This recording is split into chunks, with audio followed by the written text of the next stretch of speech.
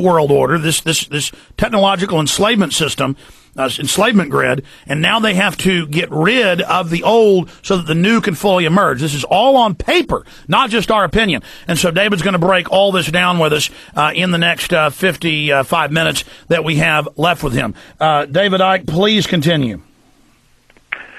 Well, we've reached the point in this unfolding conspiracy to create this centralized global Orwellian state where it's broken the surface. I mean, for a long time, it was operating under the surface where people couldn't see it. But for it to become installed in place, it had at some point have to break the surface where people could actually see it.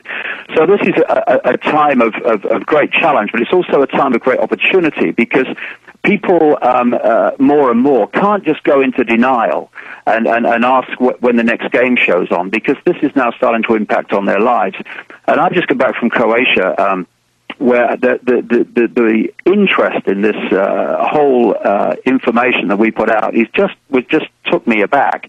People are starting to wake up to it, and so there's the challenge. Yes, there is, but there's also an opportunity as people can see that what we've been saying is actually now happening. So those two things are going together, and in this, if you like, final run-in to this Orwellian imposition that they want, and is, of course, unfolding very, very fast all over the world, they're now throwing everything they can at us. They want to hit us from emotionally, financially, on all levels.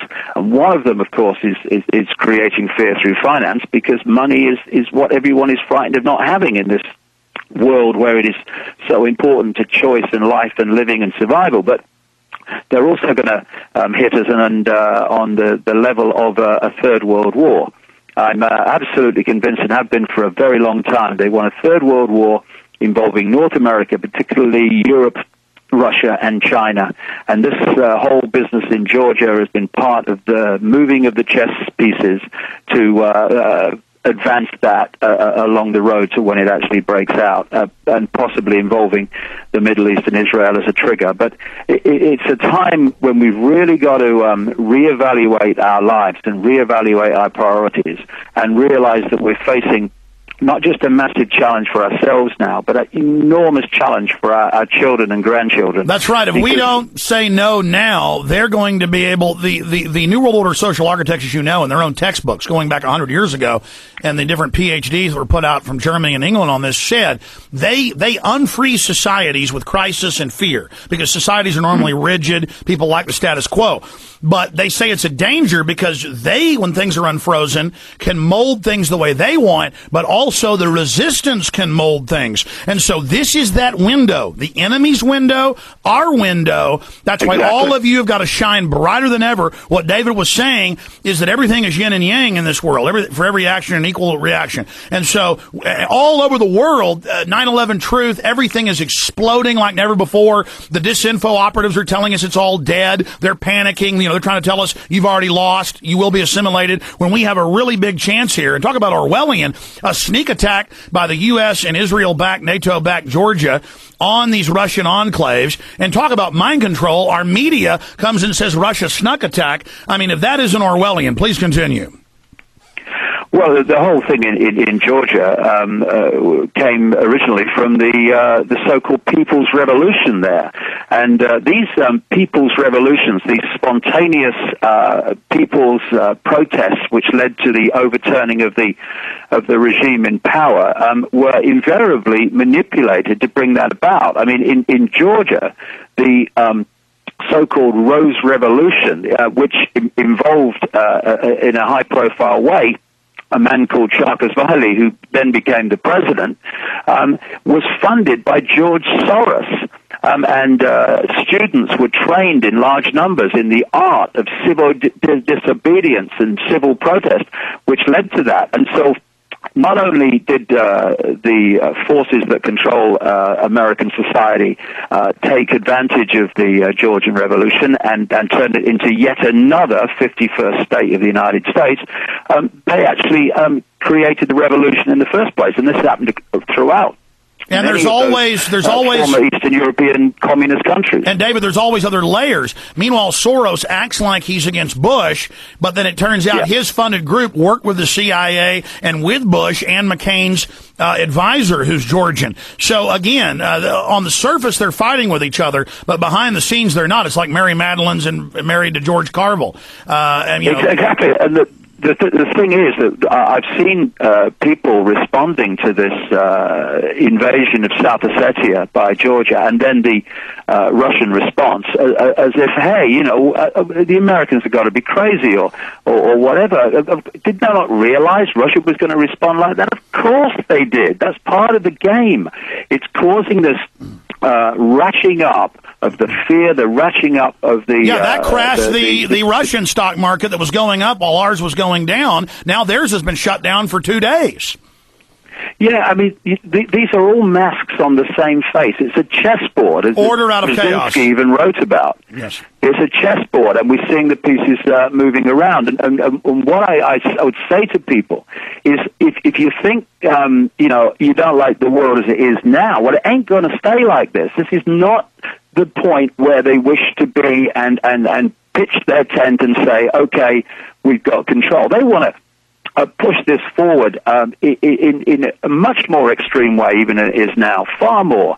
And if it's bad now, what is it going to be like for our children and our grandchildren? They're going to have to live most of their lives in this Orwellian nightmare that is moving so fast. They're not even going to live, David. They're not even going to live. In fact, you've written about this before I was even on the scene, but I want you to get into the population plan. Open UN biological diversity assessments. Open government plans, PDDs, State Department Memorandum 200, the Royal Commission on Population. World government is only a means to an end. Let's talk about that end where they debate whether to kill 100% of the humans and then make themselves these cybernetic god creatures. That's not me, that's them, that's mainline. Or... And again, I'm not even saying that's real. That's what they believe. David would say that it probably is. The point is that it's so wild what they write and say. The debate is kill everyone or kill 99% or kill down to 80%. David, talk about that. The end game, where this is going. Well, the point I really want to get over is that, I've been, with this for many, many years, as you have, and in the end, we as people listening to this show and all shows like it, we have got to move from just learning more and more and more about our own prison and how it works. That's important to know. It really is. We've got to get to the point now where we say, what the heck are we going to do about it? And we have to stop being divided and ruled by the fault lines of religion and class and income bracket and culture and country, and realize that where we're going here, and the cell door is swinging, and we've just got a bit of time here to stop it crashing shut, but not if we just talk about it and shout about it. We've got to start getting organized and respond to this. And what we need is to stop